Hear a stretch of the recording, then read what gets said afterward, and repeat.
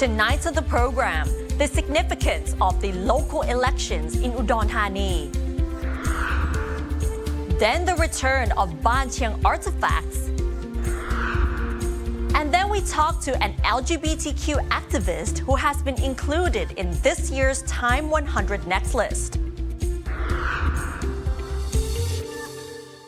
Sawadika, I'm Nad Bunag and welcome to This Week with Thai PBS World. This Sunday, the mayoral elections will be taking place in Thailand's northeastern province of Udon Thani. These local elections are getting unusually widespread attention though, due to the appearances of Thaksin Shinawatra and Pita Limjaroenrat. What is the significance of this local election that such big names in politics should get involved? ขอเสียงดังๆชัยโยร้องให้ทักษิณดังๆ This was Thaksin Shinawatra's appearance at the Pheu Thai-supported candidate campaign rally ahead of the mayoral election in Thailand's northeastern province of Udon Thani this Sunday. It marked his first appearance on the campaign trail in over 18 years. 18 ปีเพิ่งจะได้ปราศัยวันนี้ครั้งแรกปราศัยที่อุดรเมืองอุดรที่บอกว่าเป็นเมืองหลวงเสื้อแดงพี่น้องครับจากไป18 ปีนี่รวยขึ้นยังครับ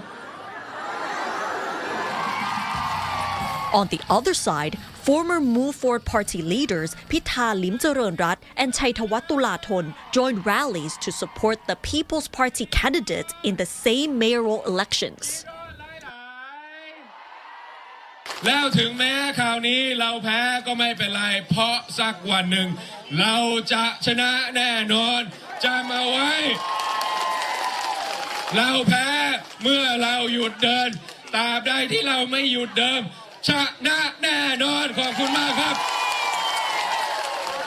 Udon Thani has become a battleground for the big names in Thai politics as the Pheu Thai party wants to maintain its stronghold.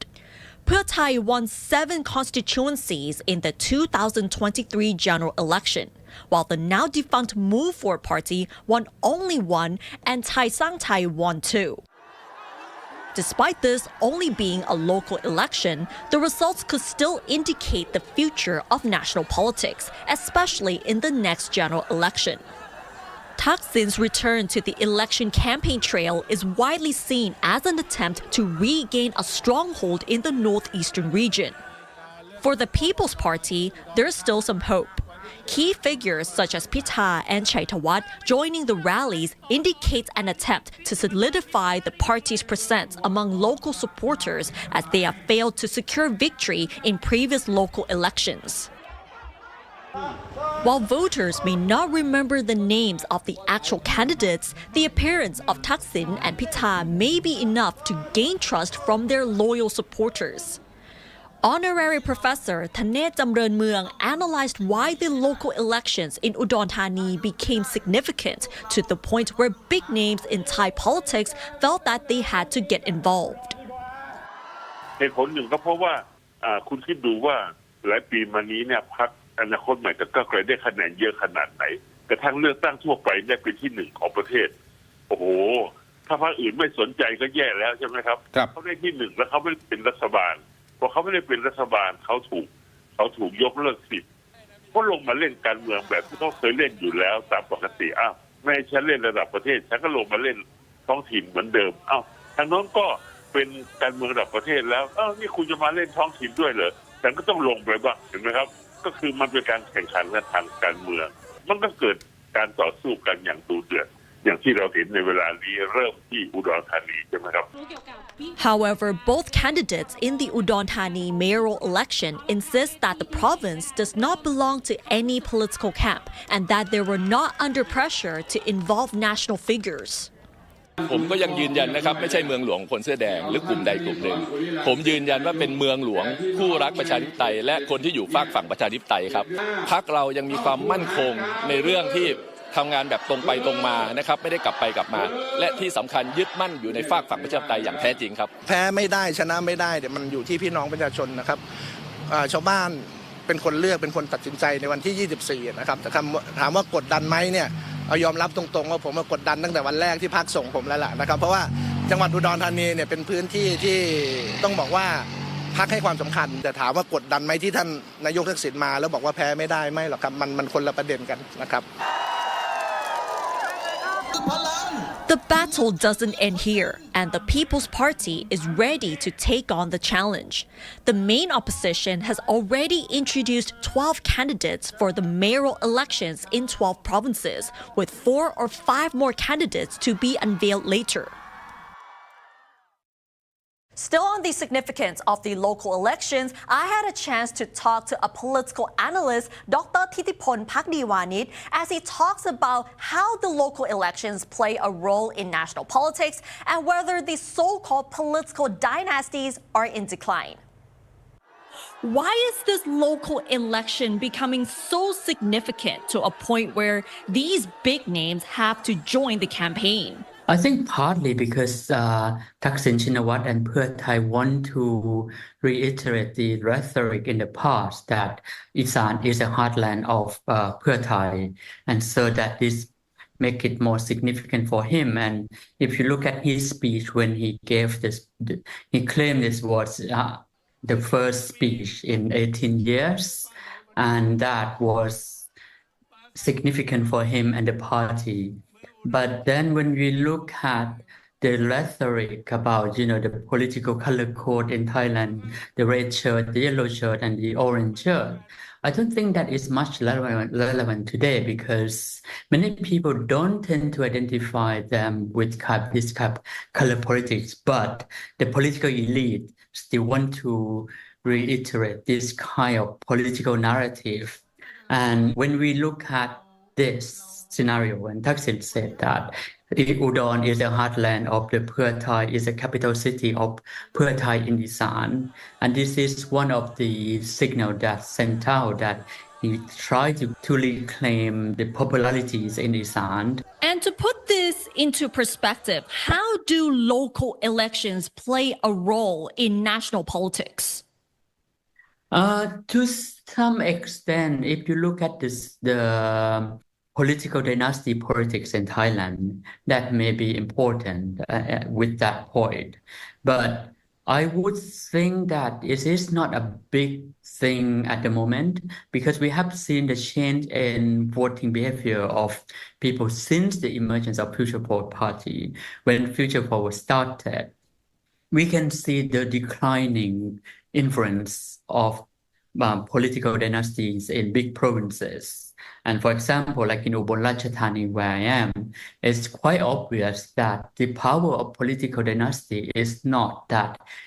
significant with the result that came out last year in the election because most big names didn't actually win, and even one of the strongest candidates of the Pheu Thai and one of the most influential political dynasty in Ubon Ratchathani only won a very slim margin, like over 10,000 votes over candidate of Move Forward parties. But from the Pheu Thai perspective, they still think that is important for them because that is the political power base that they rely on more than Move Forward party or People's parties. Now let's turn to this story. World Children's Day takes place every year on November 20th. UNICEF Thailand joins the Global Day of Action for Children by illuminating Bangkok's iconic Wat Arun with blue light, which is a symbol of collective action for a better future for every child. การที่ความฝันของเด็กๆจะเบ่งบานได้มันมีเงื่อนไขอยู่ค่ะส่วนตัวดิฉันคิดว่าเงื่อนไขที่สำคัญที่สุดก็คือความปลอดภัยค่ะ Palinpat Jongthanakon, a representative of UNICEF's Young People Advisory Board, said this during the panel discussion about the UNICEF campaign, A Better Tomorrow Today. According to UNICEF's State of the World's Children Report 2024, three major aspects which will greatly affect children's lives by 2050 are changes in population, climate and environmental issues, and frontier technologies. November 20 is World Children's Day. UNICEF Thailand joins Global Day of Action for Children by illuminating Bangkok's iconic Wat Arun with blue light, which is a symbol of collective action for a better future for every child. Amidst the challenges, the panelists agree that well-being is key to nurturing children and enabling them to grow as the future of the community. Anand Panyarachun, UNICEF Goodwill Ambassador, said that the voices of youth, particularly in terms of safety and security for children, do matter, which sometimes adults might not be concerned about. And to take action in those areas, all sectors need to collaborate. แต่เราจะทำยังไงครับที่ทำให้เด็กของเราเนี่ยหรือเยาวชนของเราเนี่ยเขามีความฝันและเขามีความหวังว่าพรุ่งนี้จะดีกว่าวันนี้มะรืนนี้จะดีกว่าพรุ่งนี้เพราะเรื่องนี้เป็นเรื่องของจิตใจที่สำคัญมากจากใดประเทศชาติสังคมใดรุ่นเด็กรุ่นเยาวชนหมดความหวังกับตัวเองหมดความหวังกับประเทศชาติมีความเจริญมันก็ไม่มั่นคงนั้นผมก็หวังว่าทุกสิ่งทุกอย่างที่เราทำเนี่ยเราทำเพื่อสร้างว่าให้เด็กของเราเยาวชนของเรามีความหวังกับประเทศชาติครับ In the bigger picture, even though there has been significant progress in addressing issues related to children, Keong Son Kim, UNICEF representative for Thailand, point out that there is still room for improvement in the country. If I have to pinpoint one, in case of Thailand, it would be inequality. And so we work toward closing that gap between the ones who have access to quality services and the ones who do not. In 2024, under the UNICEF campaign for World Children's Day, A Better Tomorrow Today, Bangkok's Wat Arun turned blue to raise awareness of social collaboration and building a better future for children. Other world landmarks were also illuminated in blue on the same day to symbolize positivity in development and the promise not to leave any child behind. Sharinya Lim, reporting for Thai PBS World.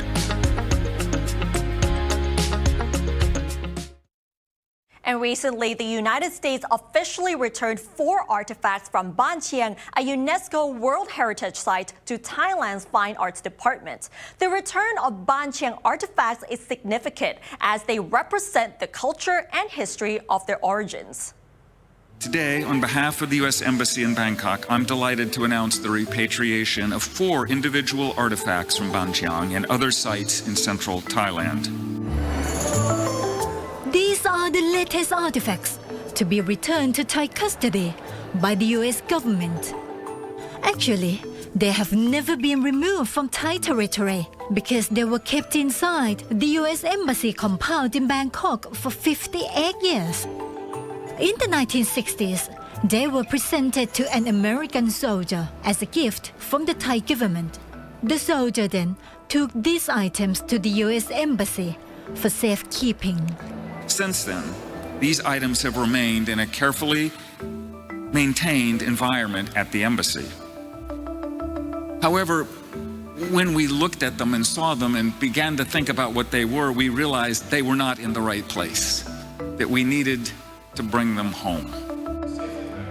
In August, the U.S. Embassy reached out to the Fine Arts Department, asking them to verify the origins of the 4 artifacts. It was confirmed the objects were from some of Thailand's archaeological sites and were around 3,000 years old.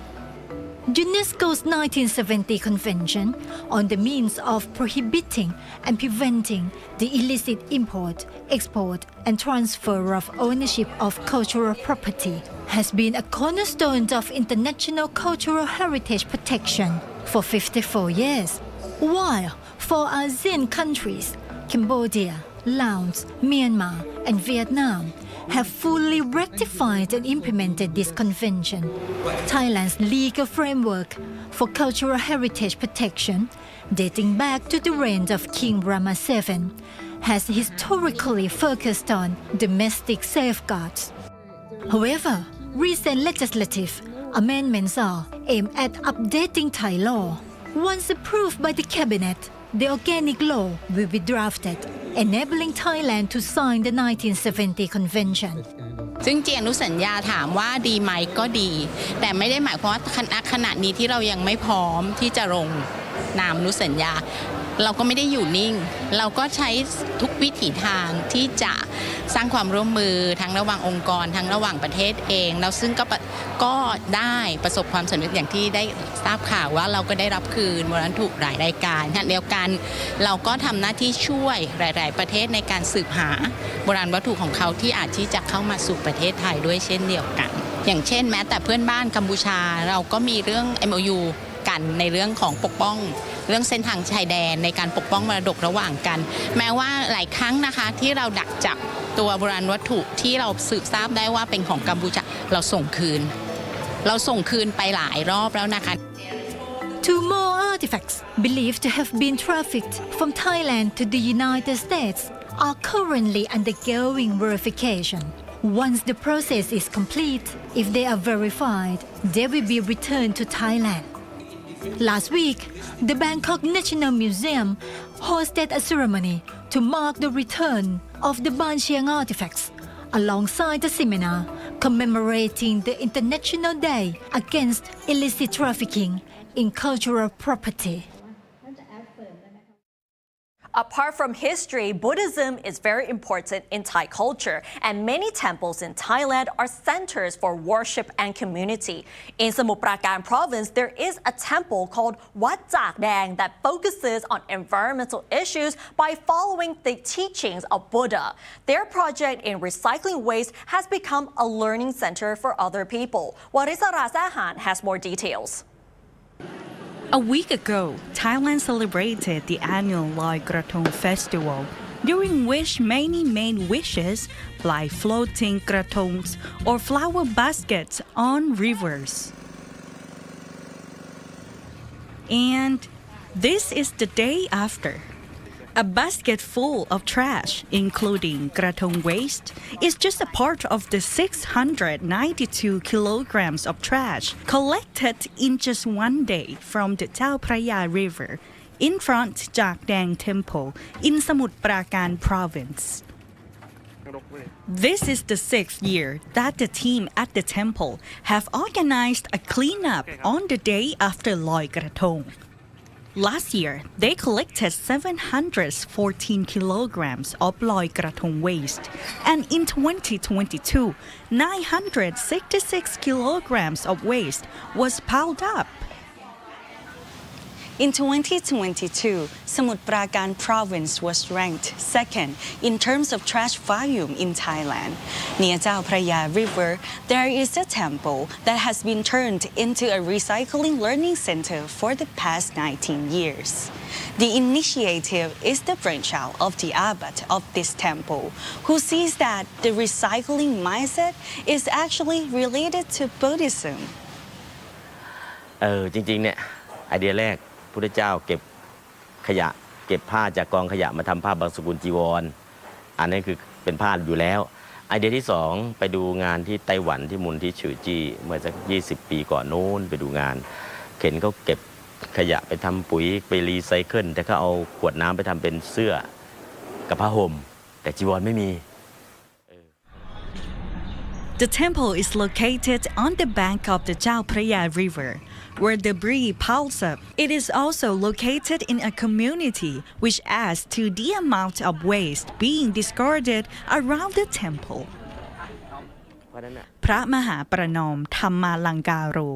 said that it makes it hard for monks to walk barefoot to collect alms. The temple encourages locals to sort recyclable items from their trash. Then the temple's electric cars pick up the trash right from their doors. At the temple, the recycled items are upcycled into new products, which they make to order for commercial patrons. They also produce compost from wet garbage. อันนี้จีวรผืนนี้ทำมาจากขวดน้ำแต่ปี2562ยังใช้อยู่เอาขยะมาเป็นเครื่องมือในการให้ศรัทธาและปัญญาสร้างแรงบันดาลใจจากขยะไร้ค่าคุณเอาเลข0เลข1ไปต่อหน้าเลข0เป็นเลข10เลยนะถ้าคุณรีไซเคิลคุณได้เลข100เลยนะคุณอัพไซคลิงคุณได้เลข1,000เลยนะ This waste is not only from communities around the temple, but from everywhere, like Chiang Mai, Udon Thani, and even Malaysia. The temple has been training and collaborating in their environmental projects with schools, private companies, and governmental agencies. For him, the most important thing about recycling and upcycling and clearing out trash is a metaphor for his Buddhist teaching about decluttering negativity in the mind. ถ้ามากกว่านี้ถ้าสูงสุดล่ะเก็บขยะในใจได้จะได้เลขล้านคือได้นิพพานสมบัติ In the beginning, however, many people in the community did not believe that the temple's project would succeed. ตอนแรกบอกตรงว่าไม่มีใครเห็นด้วยหรอกมันเหม็นมันเหนื่อยมันลำบากแต่พอทำไปเกิดอะไรขึ้นวัดเราสะอาดดีเนาะปุ๋ยเมื่อก่อนซื้อปุ๋ยมาใส่ต้นไม้ปีละ10 ตันตอนนี้ผลิตปุ๋ยเองได้ปีละ100 กว่าตันจากเศษอาหารกิ่งไม้ใบไม้ไม่ต้องซื้อปุ๋ยEvery month, Jak Dang Temple arranges a recycle market where people in the community can come to exchange plastic bottles for groceries. The temple now receives about 15 tons of plastic bottles each month, which they compress before sending them to recycling plants. They get thousands of orders for clothes, hats, and blankets woven from plastic annually. Many people now believe in the temple's mission. Locals who were unemployed now have jobs handling different tasks in the temple. Students and volunteers from across the world visit Jak Dang Temple and participate in many projects as if the temple is a hub for environmental advocacy. Warisala Sehan reporting for Thai PBS World. And now in this episode of Empowering Thai Women, I talked to a young activist for LGBTQ rights, Plaifah Kyoka Shodladd, who has recently been included in Time 100 Next List. Kyoka talks about their struggles in navigating gender bias in Asian culture and the fight for justice. People told me to stop doing what I was doing. I was told, no, get into high school, graduate high school, graduate university, get a job, and do whatever you want. After finally getting that recognition, I felt really seen, I felt heard, and it was a moment where I felt like I just don't want to stop what I'm doing. Plaifah Kyoka Shodladd, a young activist for LGBTQ rights, is named on the Time 100 Next List for 2024, which highlights emerging leaders shaping the future of the world. Apart from activism, Kyoka has been widely recognized for a momentous speech in Parliament when marriage equality was passed into Thai law. Kyoka's interest in social movements began preteen, becoming a climate justice activist at only 12 years old. Kyoka later realized, however, that advocating for equal rights for the LGBTQ community is vital. It was an interesting process. I was a huge environmentalist, but at the same time, I've been calling myself a feminist ever since I was 12. But as time went by, I started realizing what I really wanted to advocate for, and I finally understood what intersectionality meant and how social issues are just not single issues. Everything comes together, and it's about what lens do we focus on. And I think when I started questioning about the societal structure, that was when I started advocating for LGBTQ plus rights. Of course, it is not easy to be open about gender, especially as a teen and being surrounded by those who oppose their beliefs. When studying at a Japanese school, Kyoka became embroiled in a battle against conservative gender norms. When I was in one of the Japanese schools I went to, it was extremely difficult, especially because how Japanese society is created and how it works. People were like, no, women should stay at home. They should be the ones cooking. They should be the ones cleaning. And those words were coming out of my peers. So it was people around me who had a lot of, I would say, internalized misogyny and sexism and a lot of patriarchal views on gender, and it was difficult to navigate. But at the same time, I really had to put a mask on when I was at school or when I was in Japan at my grandma's place, because there was no way out for me to just tell them to stop thinking the way that they are thinking. Feeling truly free only came when Kyoka moved to an international school. Kyoka admitted, though, that it took a while to feel comfortable with expressing such beliefs without fear of being judged. I think with the patriarchal society I was in throughout middle school, it really shaped me into the person I am today. It made me want to fight for justice. And when I moved back to an international school, I felt free in a certain way that's like undescribable, because I felt like my voice was much more heard and respected. So I think it's always about like the place, the people you're with, and just believing in what you're doing. Now, at the age of 19, Kyoka feels much more liberated than ever. Being part of social changes leading to improved perceptions towards gender diversity and equality in Thailand has been a success for Kyoka. But getting global recognition on Time 100 Next list is a whole other level. I think my family was definitely over the moon. My sister was the first person who knew about it, and after I had a quick call with her, she texted me and she was like, "Now you're the cooler sibling." And I was like, yeah, maybe. When I told my mom and dad, they were also just really excited and happy, and I told them, don't tell anyone yet, because I'm not supposed to tell both of you. But apparently they started telling all their friends because of their excitement. And I think on my Japanese family side, they really didn't